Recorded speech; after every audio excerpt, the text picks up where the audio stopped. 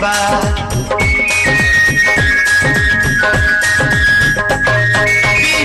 लागल तू हसे मोतिया साच बा, तरसावना तू हमके उमिरिया काच बा।